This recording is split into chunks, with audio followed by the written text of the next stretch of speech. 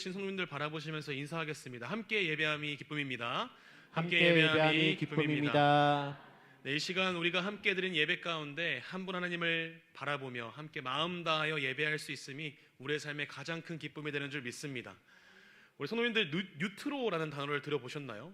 복고 문화를 뜻하는 레트로와 뉴라는 그 단어의 합성어로 복고 문화를 현 시대에 맞게 재해석하는 문화를 뉴트로 문화라고 합니다. 요즘 핸드폰으로 사진 찍는 게 너무나도 당연해진 이 시대 속에서 여전히 필름 카메라에 대한 소비 욕구가 있고 70년대, 80년대의 음악 스타일을 재해석한 음악들이 지금도 수많은 사람들의 인기를 끌고 있는 것을 바라보면 이런 모든 것들이 뉴트로 문화의 일환으로 볼 수 있는 것이죠. 이전에 있었던 그 문화나 아이템들을 현 시대의 상황이나 수준에 맞춰서 그때의 감성을 지금의 기술로 섞어내는 것, 이것이 바로 뉴트로가 가진 특징이 아닌가 싶습니다. 사람들은 익숙함 속에서 새로운 매력들을 발견하고요, 새로움 속에서 이전의 문화에 가지고 있었던 그 특징적인 향수를 느끼면서 그 문화를 즐기는 것이죠. 근데 이러한 문화가 유행하는 이유가 무엇일까요? 바로 사람들에게 두 가지의 욕구가 있기 때문입니다. 하나는 다른 사람들과 같은 생각과 감정을 나누고 싶어하는 욕구가 있고요, 또 다른 한 가지는 그 안에서 나만의 개성과 차이점을 가지고 싶어하는 욕구가 동시에 존재하기 때문인 것이죠. 그러기에 이 뉴트로 문화는 이 두 가지의 욕구를 절묘하게 충족시켜줄 수 있는 새로운 문화가 된 것입니다. 그런데 이러한 섞이는 방식의 문화는 단지 옷이나 음악에서만 나타나는 것은 아닙니다. 우리의 삶 속에서 다양한 곳에서 나타나게 되는 것이죠.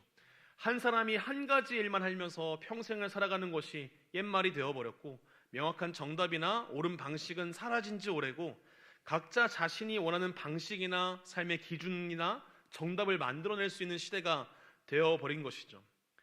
이러한 변화 안에서 분명히 좋아지고 나아진 것도 존재하지만 명확하게 잃어버린 것도 존재합니다.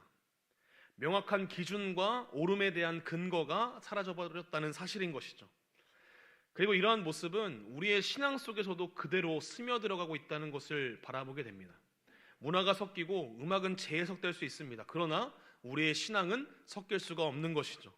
그러나 우리가 알게 모르게 하나님의 말씀과 세상의 가치, 하나님의 기준과 나의 기준을 섞어서 재해석하려는 유혹을 받게 되는 것이죠. 예배를 드리지만 삶의 결정은 세상의 방식으로 내리게 될 때, 하나님을 믿는다고 고백하지만 우리의 감정과 우리의 경험이 우선될 때, 말씀은 읽지만 나에게 부담되는 부분은 조용히 접어두는 그 시점에서 이 모든 모습이 믿음도 나의 상황과 나의 취향에 맞게 섞어 쓰려는 우리들의 신앙의 모습들을 발견하게 될 때가 있는 것이죠. 그래서 어느 순간 우리의 삶의 모습 속에서 마치 온오프 스위치가 있는 것처럼 성도이면서 성도 같지 않은 모습들을 가지며 살아갈 때가 우리에게 있습니다. 요한은 오늘 말씀에서 이 문제를 분명하게 다루고 있는 것이죠. 그리고 이렇게 이야기합니다. 빛과 어둠은 섞일 수 없다고 이야기하는 것이죠. 그러기에 오늘 요한일서의 말씀을 통하여서 우리의 마음과 우리의 몸이 어디를 향해 있는가 바라보는 것이 필요하다고 오늘 말씀에서 이야기하는 것이죠.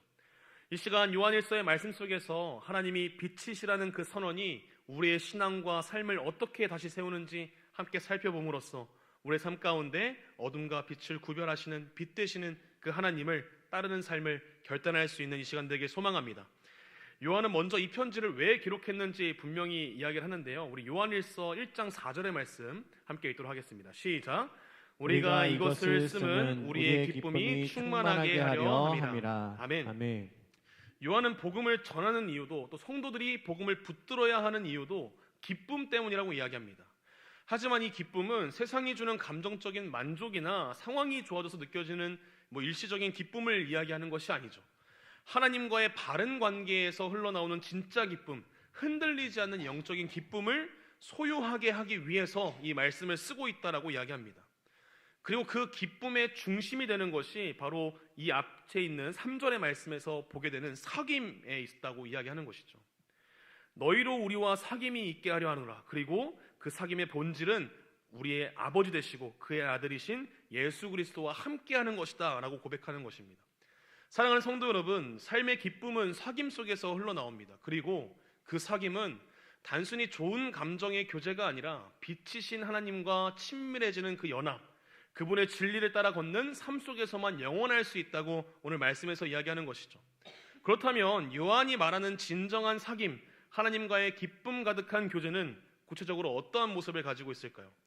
요한 1서 1장 5절의 말씀 제가 읽어드리겠습니다. 우리가 그에게서 듣고 너희에게 전하는 소식은 이것이니 곧 하나님은 빛이시라 그에게는 어둠이 조금도 없으시다는 것이니라. 아멘. 여기서 말하고 있는 빛은요, 밝고 따뜻한 이미지를 이야기하지 않습니다. 성경에서 빛은 하나님의 거룩함과 또 진리와 순전함, 그리고 변하지 않는 성품을 이야기하는 것이죠. 그래서 이 말씀을 통해서 요한이 이야기하고자 하는 것은 빛이 있는 곳에는 어떠한 어둠도 머물 수 없다는 것입니다. 그리고 어둠이 빛 앞에서 존재할 수도 없다라고 이야기하는 것이죠. 그리고 빛과 어둠은 공존할 수 없고 섞일 수 없기 때문에 조금 더 타협할 수 없다라고 이야기하고 있는 것입니다. 요한이 왜 이렇게 강하게 이야기를 하고 있을까요? 바로 이어지는 세 번의 반복되는 말씀 때문인데요. 요한은 6절과 8절과 10절의 말씀을 통하여서 만일 우리가 뭐뭐 한든 이라는 말을 반복하면서 우리에게 있는 그 세상과 섞여 있는 삶의 현실들을 바라보게 합니다. 먼저 첫 번째로 한 말씀만 한번 보도록 하면요. 요한일서 1장 6절의 말씀 함께 읽도록 하겠습니다. 시작. 만일 우리가 하나님과 사귐이 있다고 어둠에 행하면 거짓말을 하고 진리를 행하지 아니함이거니와. 아멘. 아멘. 여기에서 말하는 문제는 우리가 사귐이 있다라고 말하는데 있다고 이야기합니다. 입술로는 하나님을 믿는다고 이야기하지만, 예배에서는 하나님과 가까운 것처럼 이야기하지만, 우리의 삶의 실제적인 걸음들은 어둠 속을 걸으는 순간들이 찾아올 때 그것은 진리가 아니라 거짓이라고 이야기하는 것이죠. 요한은 이 모습에 대해서 단호하게 말합니다. 그것은 하나님을 스스로 속이는 행동이라는 것이죠. 빛과 사귈 수 있다라고 이야기하면서 어둠 속에서 살아가는 것은 안 된다라고 이야기하는 것입니다. 그리고 여기서 조금 더 나아가서 한 걸음 더 나아가 요한일서 1장 8절에 요한은 이렇게 이야기합니다. 만일 우리가 죄가 없다고 말하면 스스로 속이고 또 진리가 우리 속에 있지 아니할 것이요. 그리고 더욱더 발전시켜서 요한일서 1장 10절 말씀을 통해서 이렇게 이야기합니다. 만일 우리가 범죄하지 아니하였다 하면 하나님을 거짓말하는 이로 만드는 것이니 또한 그의 말씀이 우리 속에 있지 아니하니라. 아멘. 이 마지막 문장은 가장 무겁게 느껴지는 것 같습니다. 죄를 부정하는 것은 단순히 인간이 자기 기만을 통해서 만들어내는 것이 아니라 하나님을 거짓말쟁이로 만드는 행위라고 말을 하고 있는 것이죠.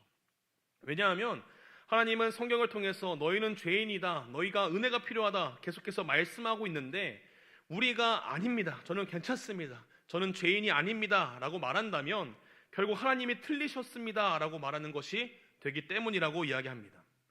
그래서 요한은 6절과 8절과 10절의 말씀을 통하여서 우리 안에서 죄가 어떻게 뿌리내리고 자라고 어떻게 우리를 속이고 마침내 하나님을 거짓말하게 하는 것처럼 보여지는 그 죄악에 나아가게 하는지 아주 날카롭게 보여주고 있는 것이죠. 그러나 이 말씀 안에 은혜가 있음은 요한의 말씀이 여기서 끝나는 것이 아니라 그 안에 우리가 받은 큰 은혜가 있음을 이야기하고 있기 때문입니다. 우리 9절의 말씀 함께 읽도록 하겠습니다. 시작. 만일 우리가 우리 죄를 자백하면 그는 미쁘시고 의로사 우리 죄를 사하시며 우리를 모든 불의에서 깨끗하게 하실 것이요. 아멘. 아멘. 사랑하는 성도 여러분, 빛이신 하나님 앞에서 우리가 할 수 있는 일은 단 하나밖에 없습니다.